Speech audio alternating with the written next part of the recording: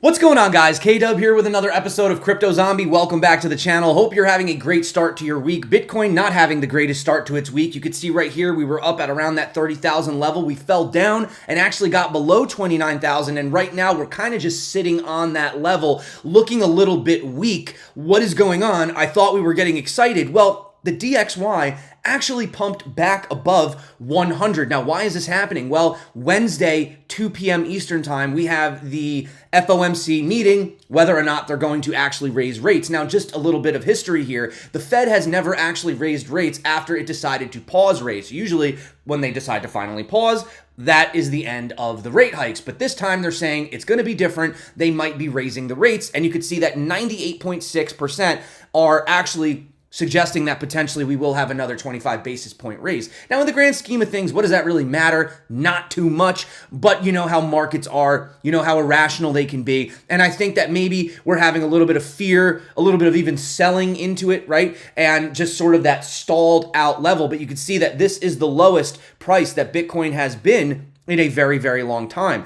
for actually over a month.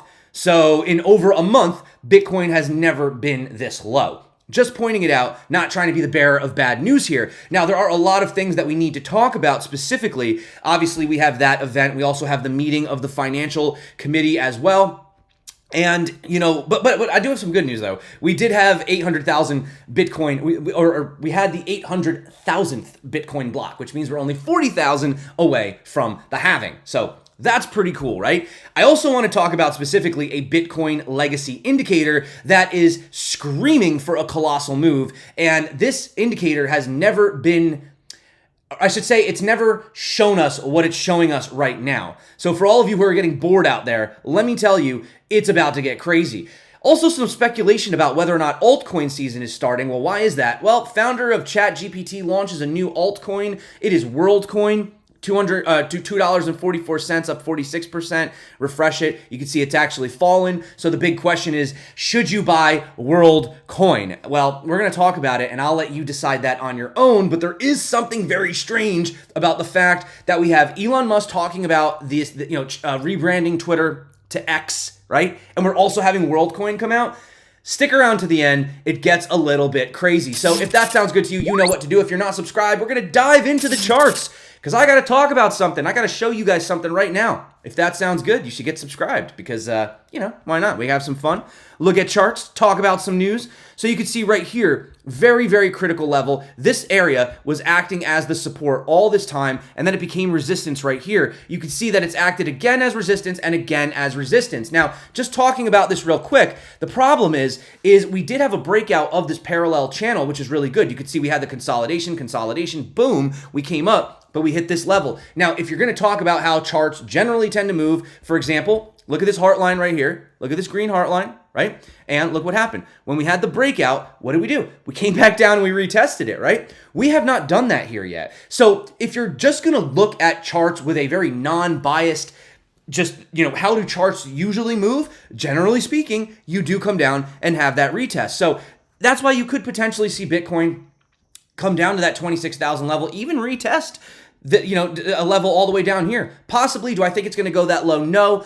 But historically speaking, now you can have these crazy fake outs, right, where you fall well below, but keep in mind, this was still an uptrend. Now, considering that we have been in an uptrend and we are in the green right now, we are very deep into the green. We haven't exactly formed an anchor trigger wave over here on Market Cypher on the daily, but theoretically, this would be an area if you wanted to start accumulating or putting in a long, right? Now, this depends, though, on your risk tolerance, because over here, for example, when we fell down here, that was 10%. So if you're doing 10x leverage, 10%, you just got liquidated if you're going long. So this is not the time to be going 10x and, YOLOing, whatever, but, a 3x, something like that, not financial advice, obviously, could be on the cards. That way it could give you a little bit of wiggle room. And of course, if you guys are interested and you want to learn more, I do always recommend you guys check out my free tutorials popping up above. There's $56,000 in bonuses below, and I go over a lot of these strategies daily on the channel, so just get subscribed if you haven't, obviously. But again, you can see right here,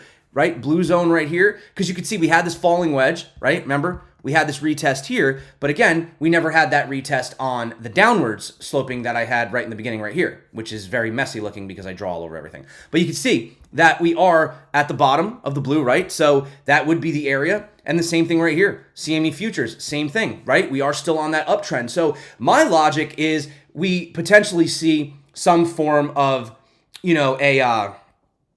some kind of maybe a potential mini correction or something like that, but I still think the trend is to the upside. Now, why do I think, or not even think, guys, I know we're going to have some volatility? Because if we look at historically on these Bollinger Bands, and we look at any time that we actually got this tight on them, we were due for an explosive, volatile move. And right here, we arguably, you can't even see it because I'm in the way, but this is potentially, possibly the lowest, tightest we've ever seen, or at least it's comparable with some of these other situations. So what happened when the bands broke right here? Obviously, you guys already know. Super 20,000 pump, right? What did it do right here when the bands broke? That was about a 5,000. Okay, you want to go the other way though? What happened when the bands broke to the downside? 54% crash. Okay, but I don't think we're going to get the crash because we're not coming off of a downtrend. We're starting an uptrend at the end of what I believe to have been the bear market. So personally, this is telling me volatility is imminent and we are going to see a move, right? So again, I think the lowest we might hit is down here at the 25.3 level. I would definitely put something down there if you're interested. And then we're looking to basically just hold this trend on the weekly, right? We can have daily candles. We can have daily candles wick all the way down to 20 if you want, right? But as long as these weeklies continue to hold. Now, everyone's been talking about alt season because obviously Bitcoin dominance ever since the XRP situation has fallen below 50%. So this brings us to Sam Altman's WorldCoin launch, not available for US citizens though because of regulatory uncertainty. But let's be honest, there's always a place. I'm not going to tell you guys, do some research, whatever you want, but if you want to get the coin, you can get the coin. But the big question is, should we be getting the coin? Well, let's discuss it. So in a lengthy blog post by Vitalik Buterin, he talked about some of the positives and negatives. It's a unique situation. It relies on highly sophisticated biometrics, scanning each user's iris using a piece of specialized hardware called the orb. But this is a problem in a way when you have a database this large, especially if it's not truly decentralized, right? Some of the risks include unavoidable privacy leaks, further erosion of people's ability to navigate the internet anonymously, coercion by authoritarian governments, and the potential impossibility of being secure at the same time as being decentralized. Like Anita says, a global database of human IDs issued after an eye scan, paid for with useless WorldCoin token, connected with all financial transaction data of each individual, managed by a centralized nonprofit collecting sensitive data for KYC AML? What could possibly go wrong, right? Although this is funny, this is interesting. I think this is a little bit of a joke, but FTX and 3AC both invested in WorldCoin, which is currently worth $30 billion. Ergo, FTX and 3AC can now pay back all creditors using their WorldCoin gains. Super cycle intact. It's just that simple. Well, I think he is joking a bit here. But, just to put into perspective, if we go over here and have a look, okay, it's actually been falling since I woke up. It was up at around $2.70 at one point. So, everybody woke up, they bought it, and now they're down. Be careful, especially when you're doing it right now.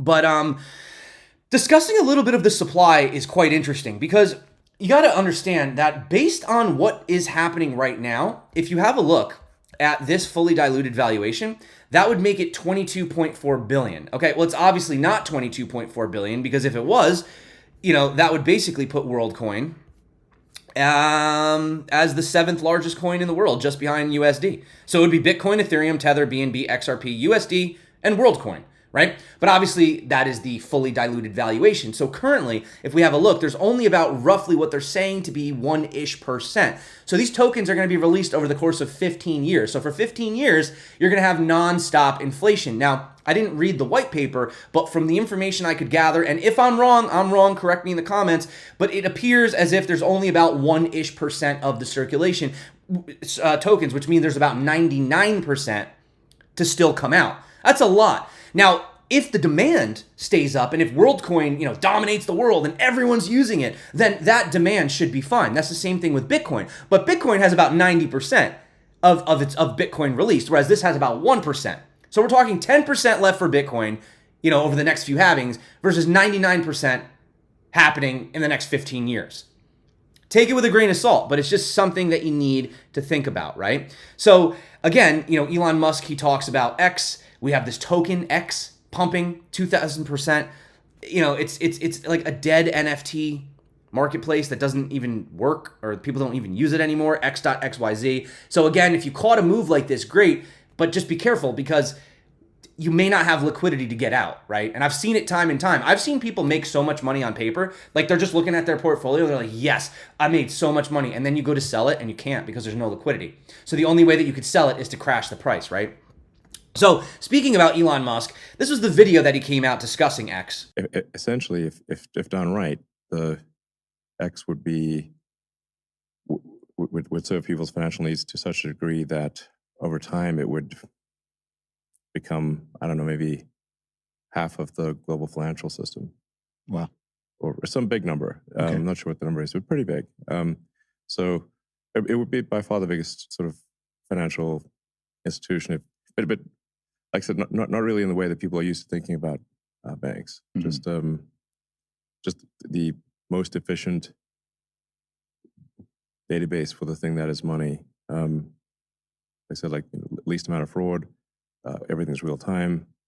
And if it involves money in any way, it can be dealt with seamlessly on one node. But here's the funny part. Rand Nooner says, does no one else see what's going on here? Elon Musk launches X with the purpose of possibly being half the world's financial system. The same day, Sam Altman launches WorldCoin that is attempting to do the same thing. We know these two have beef with each other after the OpenAI fallout. So is this now a race to, create this future? I don't know. Interesting. It's both interesting, fascinating, and somewhat terrifying as well. But again, guys, just having a look at this, we are beyond overdue. I'm not saying, hey, tomorrow we could get tighter and tighter and tighter. Maybe everyone's waiting for that FOMC meeting on Wednesday, but I can tell you guys that we are more than due for some massive Bitcoin volatility.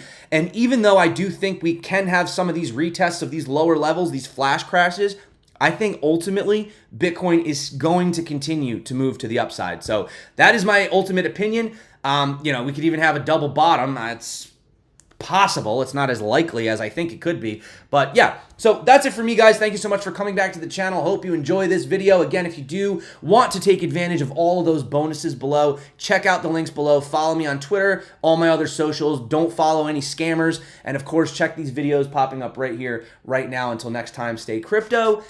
And of course, peace out.